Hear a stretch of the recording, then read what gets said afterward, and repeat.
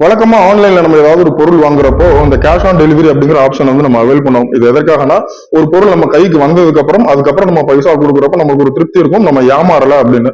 ஆனா இப்போ ஆன்லைன்ல நீங்க பொருள் வாங்குறப்போ அந்த கேஷ் ஆன் டெலிவரி மெத்தட்ல கூட சில ஸ்கேம் பண்ண ஆரம்பிச்சிட்டாங்க. 4 டிஷர்ட் வந்து 899 ரூபா அப்படிங்கிற மாதிரி ஆப்ஷன் வந்துருச்சு.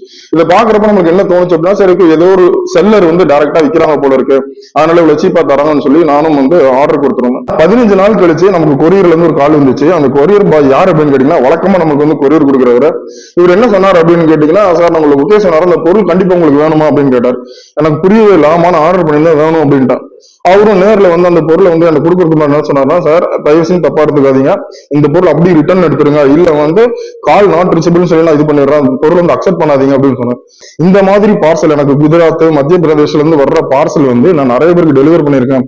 டெலிவர் பண்ணதுக்கு அப்புறம் அவங்க அந்த இடத்துல ஓபன் பண்ணி பாக்குறப்போ சில பேருக்கு வந்து கிழிஞ்ச சேலை, சில பேருக்கு கிழிஞ்ச ஒரே ஒரு சட்டை, அப்படி இல்லைன்னா நிறைய பேப்பர் வச்சு உள்ள வந்து வேஸ்டா இருக்கிற ஏதோ ஒரு துணியை வச்சு அனுப்பிடுறாங்க அப்படிங்கிற மாதிரி சொன்னாங்க.